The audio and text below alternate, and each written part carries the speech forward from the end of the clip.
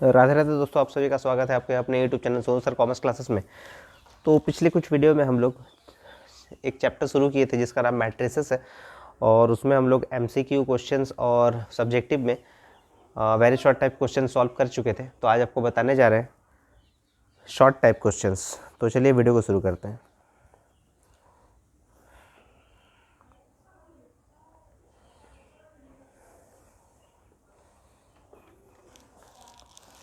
तो देखिए, short type question में आपको एक क्वेश्चन दिया हुआ है कि if a equals to 10 a 1 है तो सिद्ध कीजिए, यानी प्रूव दैट a का पावर अगर n होता है तो 10 n a 1 होगा। ठीक है ना। तो a का पावर अगर a का power n equals to 10 n a 1, तो a यहाँ पर दिया हुआ है, आपको a का वैल्यू दिया हुआ है। अगर ऐसा लिखा हुआ है तो प्रूफ कीजिए कि a का पावर अगर n होता है तो 10 n a 1 इस सिचुएशन में आपको लाना है। तो a का पावर n मतलब यहाँ कुछ नहीं है, मतलब क्या है, a का पावर 1 है। a का पावर अगर 1 है तो इसका मतलब 10 a 1 है। तो ये चैप्टर का जो नाम है वो है मैट्रिसेस, और हम लोग बुक का यूज़ कर रहे हैं एग्ज़ाम स्कोरर। दोनों ही बुक को हम लोग फॉलो कर रहे हैं, एग्ज़ाम स्कोरर और एग्ज़ाम टारगेट। फ़िलहाल हम लोग एग्ज़ाम स्कोरर बुक से मैट्रिसेस चैप्टर को सॉल्व कर रहे हैं, और आज हम लोग सॉल्व कर रहे हैं short type questions. Short type questions का क्वेश्चन नंबर 1 सॉल्व कर रहे हैं। क्वेश्चन नंबर 1 में जैसा आपको दिया हुआ है कि a इक्वल्स टू मैट्रिसेस जो है, आपको मैट्रिसेस का वैल्यू आपको दिया हुआ है यहाँ पर कि 10 और a 1 है।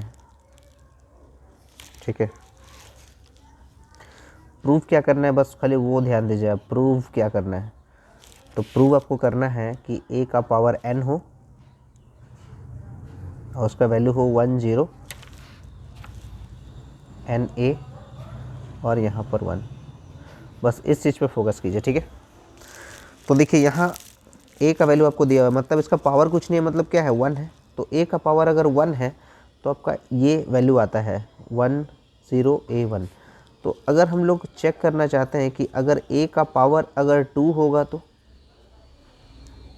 a का पावर अगर 2 होगा, मतलब a स्क्वायर अगर हम लोग निकालते हैं तो a स्क्वायर का मतलब यहाँ पर आप लिखिएगा 10 a 1 इंटू ए स्क्वायर, मतलब 2 बार आपको लिखना होगा 10 a 1। मल्टीप्लाई का नियम आपको क्या समझाए थे, रो इंटू कॉलम। रो को कॉलम से मल्टीप्लाई करना है। तो ये आपका पहला रो है 1 और a, इसको मल्टीप्लाई करना है 1 और 0 को। ठीक है। तो 1 को 1 से मल्टीप्लाई करते हैं तो 1 हो जाएगा, बीच में होता है प्लस का साइन, और a को अगर 0 से मल्टीप्लाई करेंगे तो 0 होता है। रो इंटू कॉलम मल्टीप्लाई हो गया। फिर से रो इंटू कॉलम, थोड़ा सा आपको स्पेस छोड़ना है। a को 1 को a से मल्टीप्लाई करना है तो a आ जाएगा, फिर प्लस का साइन होता है, और a को अगर 1 से मल्टीप्लाई करेंगे तो a होता है।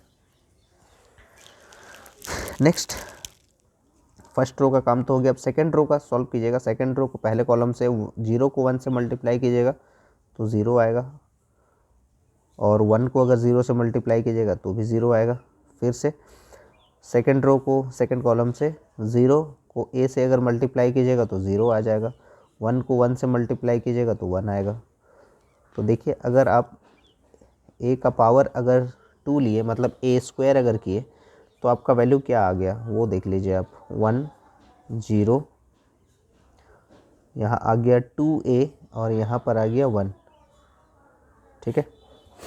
तो सिर्फ आप ध्यान देते जाइएगा a का पावर 2 अगर होने पे, अगर आप a का पावर अगर 3 रखते हैं तो a का पावर 3 का मतलब होता है a का स्क्वायर को आपको a से मल्टीप्लाई करेंगे तब a³ आ जाएगा। ठीक है।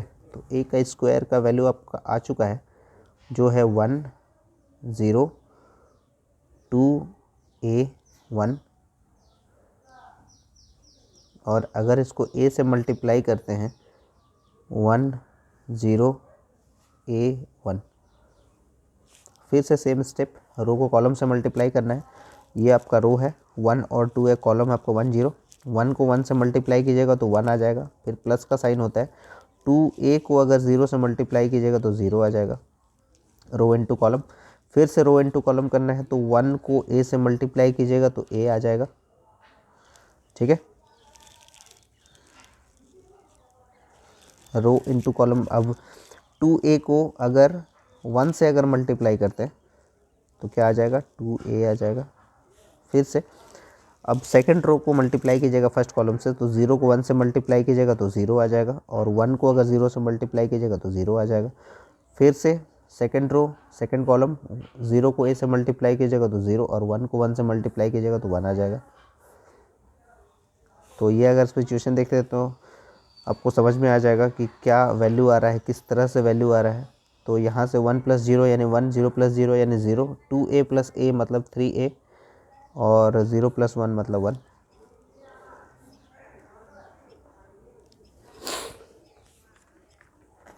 ठीक है, तो आपका a³ का वैल्यू आ गया। अब इसी तरह से अगर आप a⁴ भी अगर लिखते हैं तो क्या आता है देखते हैं।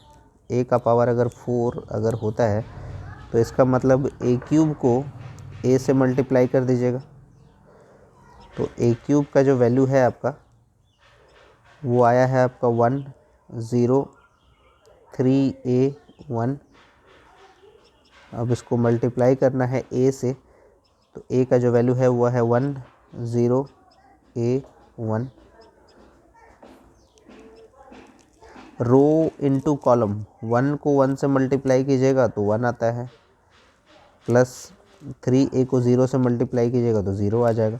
फिर से row first row second column को मल्टीप्लाई कीजिएगा तो 1 को a से गुना कीजिएगा तो a होता है, प्लस 3a को अगर 1 से गुना कीजिएगा तो 3a आ जाएगा। फिर सेकंड रो फर्स्ट कॉलम, 0 को 1 से मल्टीप्लाई कीजिएगा तो 0, और 1 को 0 से मल्टीप्लाई कीजिएगा तो 0 आ जाएगा। अब फिर से सेकंड रो सेकंड कॉलम, 0 को a से गुना कीजिएगा तो 0 आ जाएगा, 1 को 1 से गुना कीजिएगा तो 1 आ जाएगा। तो आपका जो वैल्यू आ रहा है वो आ गया 1 0, 3a को a से जोड़ दीजिएगा तो 4a आ जाएगा, और यहाँ आ जाएगा 1। तो उम्मीद है आपको यहाँ तक समझ में आ रहा है कि जब a⁴ 2 था तो यहाँ पर आ गया 2a। ध्यान दीजिए, अगर a⁴ यहाँ 3 था तो आ गया आपका 3a, अगर आपका a⁴ 4 था तो आ गया आपका 4a। तो इसका मतलब है कि अगर a⁴ अगर n रहेगा तो na आ जाएगा। तो a⁴4 a⁴5 यहाँ से कंटिन्यू कर रहे हैं हम लोग, कंटिन्यू कर रहे हैं यहाँ से। अगर a⁴5 भी अगर रखेंगे तो वैसे ही कुछ आएगा, a⁴ अगर 6 रखेंगे तो वही सिचुएशंस आएगा। तो इसीलिए आप जो है इस तरह से आगे बढ़ते जाएंगे। तो a⁴ जो है वो अगर n होगा तो आपका वैल्यू आ जाएगा 1 0 na 1। ठीक है, तो a⁴ अगर 5 रखेंगे तो क्या आ जाएगा आपका आंसर, 1 0 5 a 1। a⁴ अगर 6 होगा तो क्या आ जाएगा, 1 0 6 a, यहाँ 1 हो जाएगा। ठीक है, तो उसी तरह से a⁴ n अगर रखेंगे तो आपका आ जाएगा 1 0 na 1। तो ये आपका प्रूव हो जाता है कि LHS = RHS। तो ये आपका प्रूव हो जाता है कि अगर आप इस तरह से अगर आगे बढ़ते हैं तो आपका आंसर आ जाएगा जो आपको प्रूव करने के लिए बोला गया है यहाँ पर। ठीक है, उम्मीद है आपको समझ में आया होगा। क्वेश्चन नंबर 1 के बाद हम लोग क्वेश्चन नंबर 2 देखते हैं। तो क्वेश्चन नंबर 2 में आपको क्या दिया हुआ है वो समझते हैं हम लोग ध्यान से।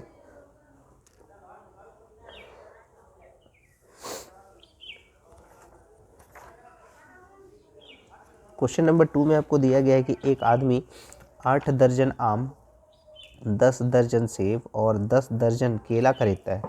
आम 18 रुपये प्रति दर्जन मिलता है, सेब 9 रुपये प्रति दर्जन और केला 6 रुपये प्रति दर्जन देता है।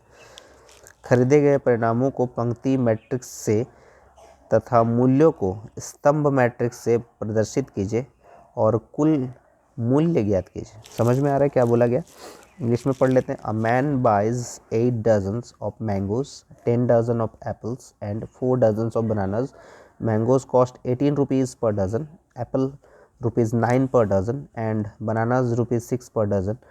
रिप्रेजेंट द क्वांटिटीज़, यानी जो मात्रा, क्वांटिटीज़ मतलब 8 डज़न, 10 डज़न और 4 dozen bought by row matrix, यानी रो में लिखना है, रो के फॉर्म में लिखना है, और जो प्राइस दिया हुआ है उसको कॉलम मैट्रिक्स में रखना है। Hence obtain the total cost, तो इस तरह से टोटल कॉस्ट क्या आएगा, ठीक है।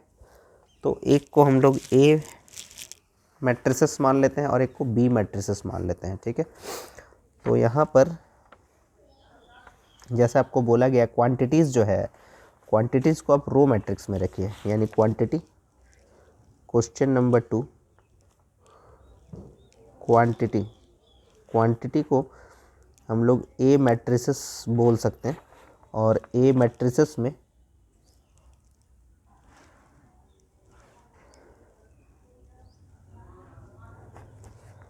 क्वांटिटी जो है उसको ए मैट्रिसेस में रखेंगे, यानी इसको रो में बोला गया था रखने के लिए।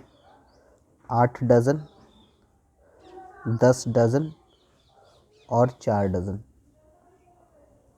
ठीक है, ये क्वांटिटी है।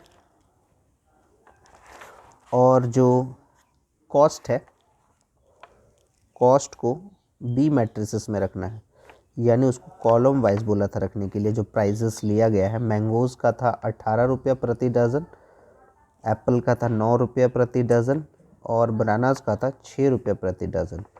इस तरह से आपको दिया गया था, ठीक है। तो इसको आपको मल्टीप्लाई करना है, कॉस्ट निकालना है, तो ए इंटू बी करना है आपको, ए इंटू बी, यानी 8, 10 और 4,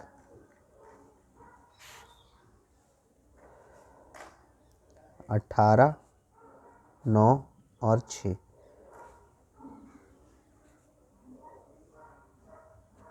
ठीक है।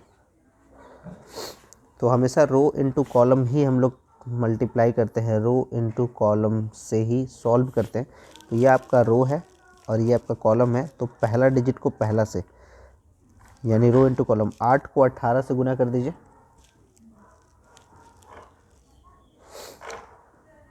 तो क्या हो जाएगा 8 गुना 18, फिर प्लस का साइन होगा, 10 गुना 9 प्लस 4 गुना 6,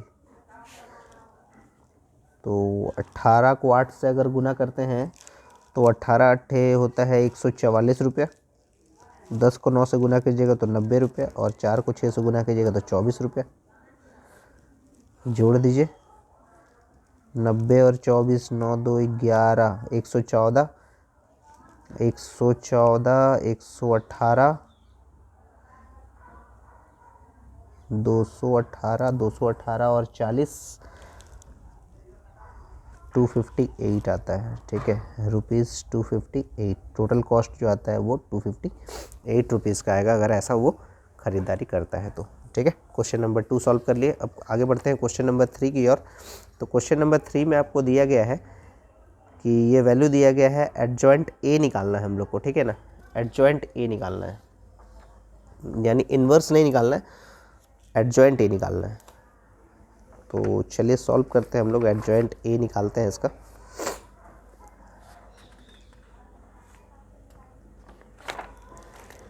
क्वेश्चन नंबर 3, क्वेश्चन नंबर 3 पहले लिख लेते हैं क्या दिया हुआ है। ए का जो वैल्यू दिया हुआ है वो है 10, 11, 12, 10, 11, 12, 13, 14, 15, 13, 15, 16, 17, 18, 16, 17, 18, ठीक है, ऐसा दिया हुआ है आपको। एडजॉइंट ए निकालने के लिए बोल रहा है, तो एडजॉइंट ए निकालने के लिए आपको पहले इस प्रोसेस से गुजरना होगा। जैसे इसको हम लोग पढ़ते A11,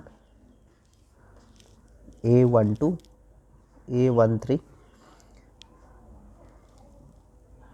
A21, A22, A23, A31, A32 और A33। और इसका साइन भी आपको बताए थे कि ये प्लस माइनस प्लस में रहता है, माइनस प्लस माइनस और प्लस माइनस प्लस। तो आपको बताए थे जो प्लस वाला जो साइन रहता है वो इवन को डिनोट करता है। इवन का मतलब प्लस और ऑड का मतलब माइनस। तो देख लीजिए, इवन मतलब यहाँ पर 1 1 को जोड़िएगा तो प्लस आता है, 1 1 को जोड़िएगा तो 2 आता है, 2 जो है वो इवन है, 1 3 को जोड़िएगा तो 4 आता है, इवन है। तो इस टाइप से। तो इसमें आपको क्या करना होगा, या तो रो वाइज या कॉलम वाइज करके इसका ए मॉड्यूल निकालना होगा, ठीक है ना। लेकिन आपको ए मॉड्यूल जो है यहाँ पर तो ज़रूरत नहीं है, तो ए मॉड्यूल नहीं निकाल के आप डायरेक्टली सबका कोफैक्टर निकाल दीजिए, ठीक है। क्योंकि हम लोग इन्वर्स जब बनाते हैं तब हम लोग को इन्वर्स ए इन्वर्स का अगर हम लोग को इन्वर्स निकालने के लिए बोलता तो हम लोग क्या लिखते थे, adjoint A by A module निकालते थे। तो ए मॉडुलस का यहाँ पर ज़रूरत नहीं है।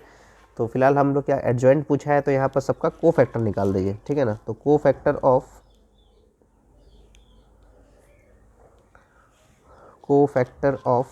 10 यानी कोफैक्टर ऑफ A11।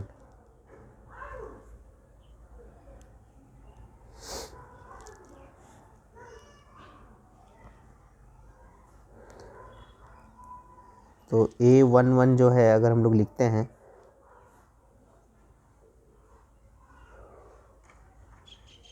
तो वहाँ आपका कौन कौन सा डिजिट आएगा। अगर A11 अगर लिखते हैं तो इसका मतलब A11 का इस पहला कॉलम का यूज़ नहीं होगा और ये फर्स्ट रो का यूज़ नहीं होगा। तो कौन कौन सा डिजिट आपके पास बच गया, 14 15 17 और 18।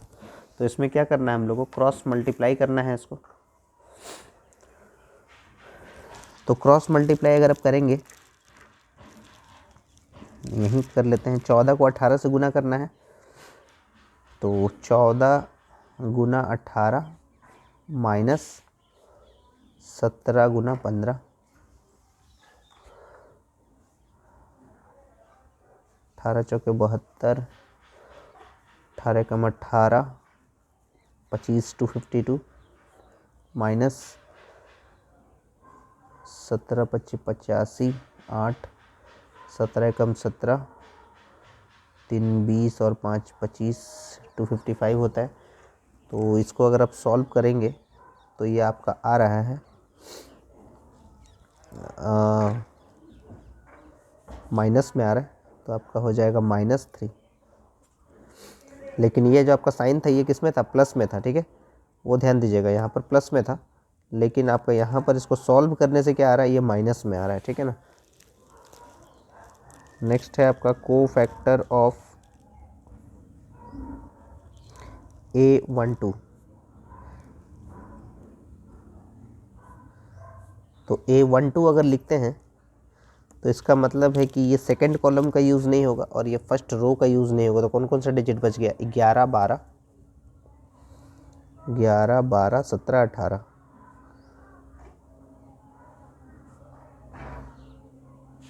ठीक है ना। तो 11 गुना 18 माइनस 17 गुना 12,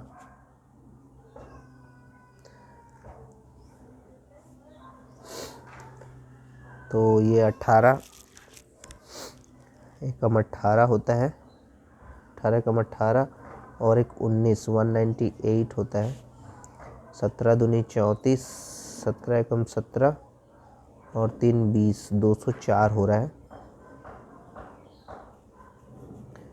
ठीक है। तो इसका साइन प्लस में था लेकिन आ रहा था माइनस, तो प्लस माइनस में क्या हो जाता है, माइनस। लेकिन इसका ऑलरेडी साइन क्या है, माइनस है। तो इसको अगर हम लोग सॉल्व करते हैं तो यहीं पर साइन दे देते हैं, उससे अच्छा है कि ये आपका प्लस में था और जो ये आपका है वो माइनस में है, ठीक है ना। तो ये आपका माइनस में ऑलरेडी साइन है यहाँ पर, यानी इसको भी ब्रैकेट कर देते हैं। तो ये आपका माइनस में है साइन। तो इसको अगर आप सॉल्व करते हैं तो माइनस में आ रहा है, -6 आ रहा है, माइनस माइनस प्लस हो जाएगा, तो ये आपका हो जाएगा +6 हो जाएगा।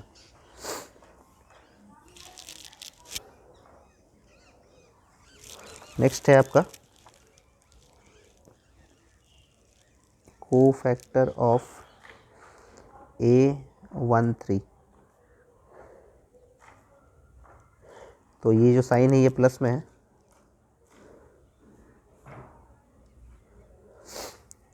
तो अगर आप A13 का वैल्यू ले रहे हैं तो ये थर्ड कॉलम का यूज़ नहीं होगा और फर्स्ट रो का भी यूज़ नहीं होगा। तो 11 12 14 15, 11 12 14 15, तो इसको अगर आप सॉल्व करते हैं, प्लस में है ये,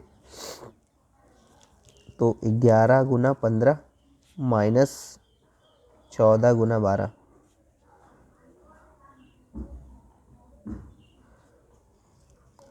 तो प्लस में है तो कोई दिक्कत नहीं है। तो 11 और 15 को मल्टीप्लाई कर दीजिए,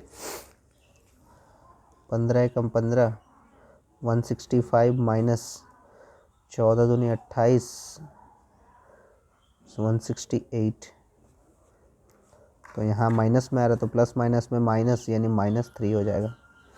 कोफैक्टर ऑफ 1 3 का हो गया ये।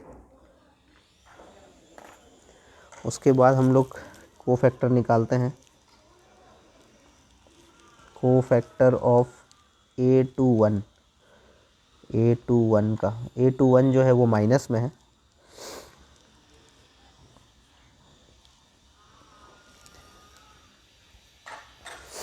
तो A21 अगर लेते हैं तो इसका मतलब है कि आप सेकेंड रो का यूज़ मत कीजिएगा और फर्स्ट कॉलम का यूज़ मत कीजिएगा, ठीक है। तो 13 15 16 18, 13 15 16 18, 13 15 16 18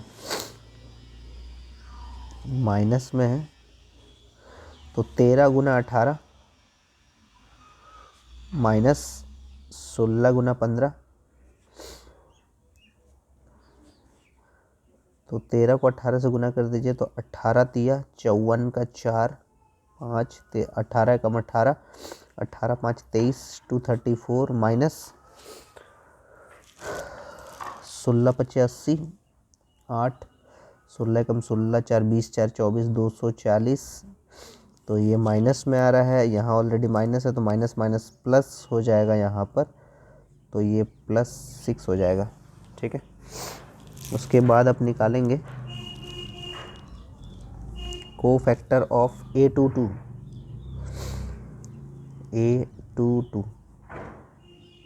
तो A22 जो है वो प्लस में है, A22 जो है वो प्लस में है, तो यहाँ से ये कॉलम का यूज़ मत कीजिएगा, सेकंड कॉलम का, और सेकंड रो में जो डिजिट्स है उसका यूज़ मत कीजिएगा। तो आपका बच गया कौन कौन सा, 10 12 16 18, 10 12 16 और 18, ये प्लस में है, तो 10 और 18 को गुना कर दीजिए, 10 गुना 18 माइनस 16 गुना 12,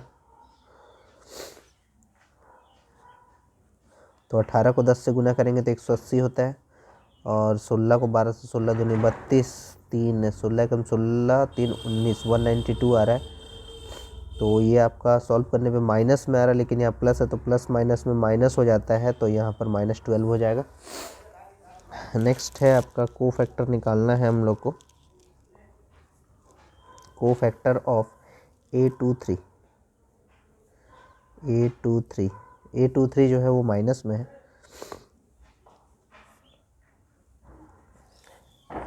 माइनस में है, तो यानी ये 17 का बात कर रहे हैं हम लोग, तो यहाँ से थर्ड कॉलम का यूज़ नहीं होगा और सेकंड रो का जो डिजिट्स है उसका यूज़ नहीं होगा, यानी 11 और 14 का बात कर रहे हैं, 11 और 14 का यूज़ नहीं होगा, ठीक है ना। तो क्या क्या डिजिट बच गया, 10 12 13 15, 10 12 13 और 15, तो इसको सॉल्व कर दीजिए, ये माइनस में है, तो 10 गुना 15, 10 गुना 15 माइनस 13 गुना 12,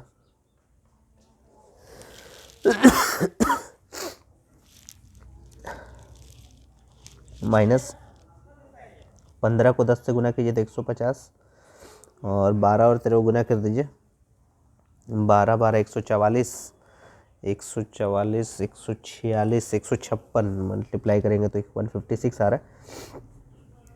तो ये आपका माइनस में आ रहा है, यहाँ भी माइनस है तो माइनस माइनस क्या हो जाएगा +6।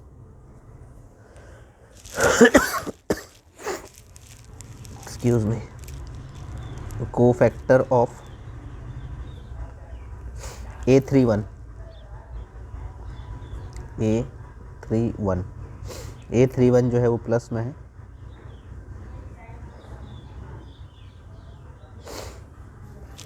A31 जो प्लस में है यानी 12 का बात कर रहे हैं, तो इसका मतलब है कि थर्ड रो का यूज़ नहीं होगा और फर्स्ट कॉलम का यूज़ नहीं होगा। तो कौन कौन सा डिजिट बच गया 13 14 16 17,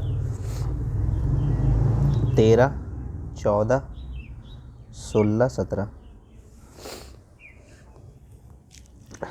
मल्टीप्लाई करते हैं इसको, तो 13 गुना 17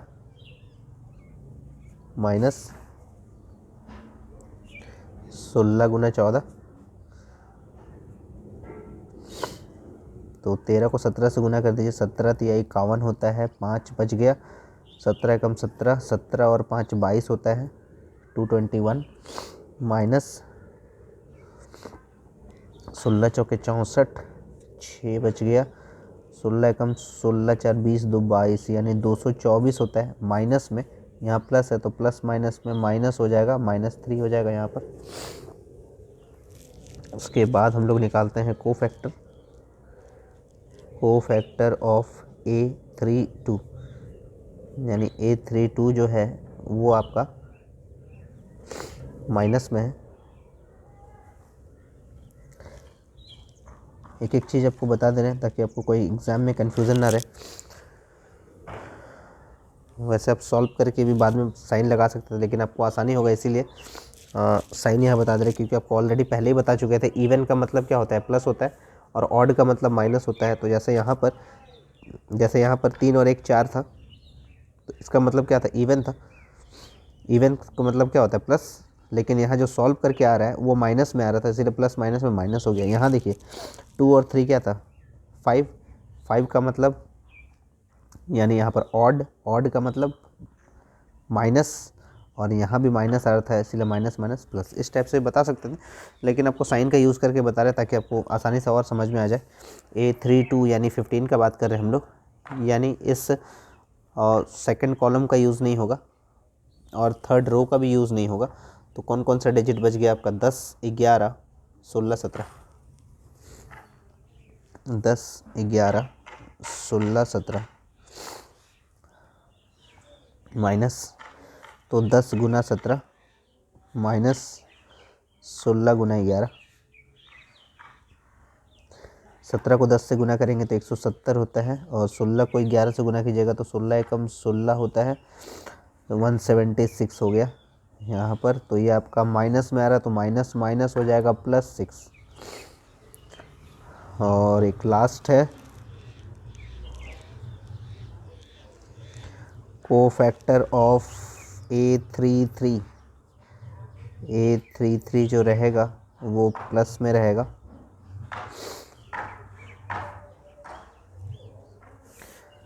थ्री मतलब 18 का बात कर रहे हैं, तो यानी कॉलम 3 का यूज़ मत कीजिएगा और रो 3 का भी यूज़ मत कीजिएगा। तो क्या क्या डिजिट बच गया 10 11 13 14, 10 11 13 और 14, तो ये प्लस में है तो 10 गुना 14 माइनस 13 गुना 11, 14 को 10 से गुना कीजिएगा तो 140 होता है, और 13 को 11 से गुना कीजिए 13 एकम 13 143 होता है।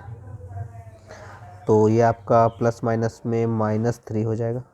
ठीक है, कोफैक्टर उम्मीद है समझ में आया होगा। जैसे यहाँ पर हम बात कर रहे थे कि 1 + 1 कितना होता है 2, यानी इवन नंबर हो गया।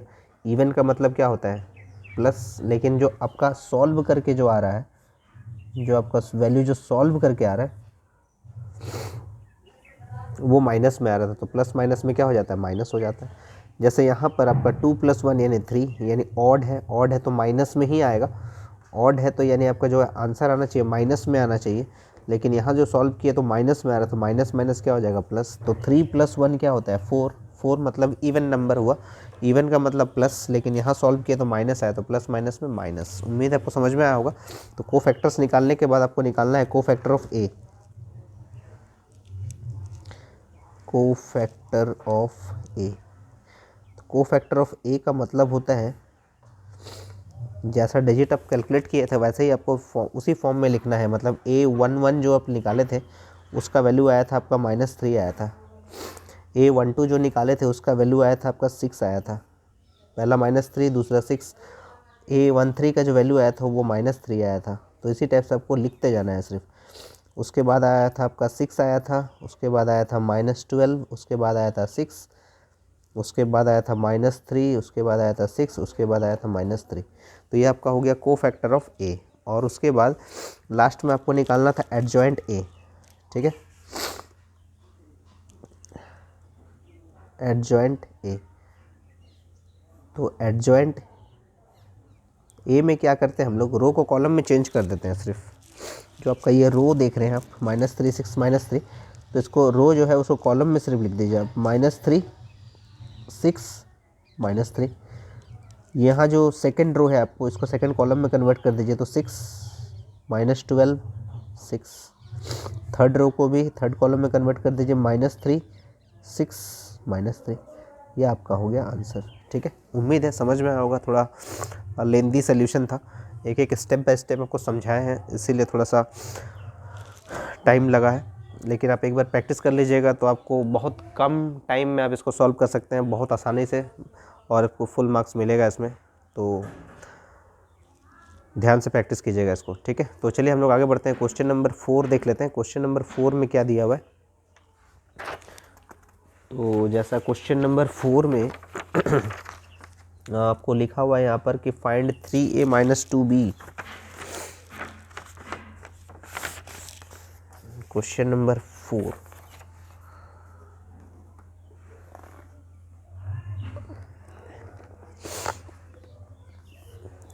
तो ये रहा आपका क्वेश्चन नंबर 4।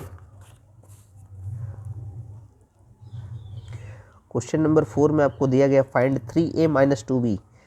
तो लिख लीजिए पहले ही 3a - 2b, ये आपको फाइंड आउट करना है। तो लिखने का तरीका क्या है वो समझ लीजिए। पहले लिखा हुआ है 3, तो अब भी लिखिए 3। a का वैल्यू आप पुट कर लीजिए यहाँ पर, जो लिखा हुआ है क्या लिखा हुआ है 1 4 3 -3 9, फिर लिखा हुआ है 5, फिर है माइनस का साइन, ये माइनस, फिर लिखा है 2, तो आप लिखिएगा 2।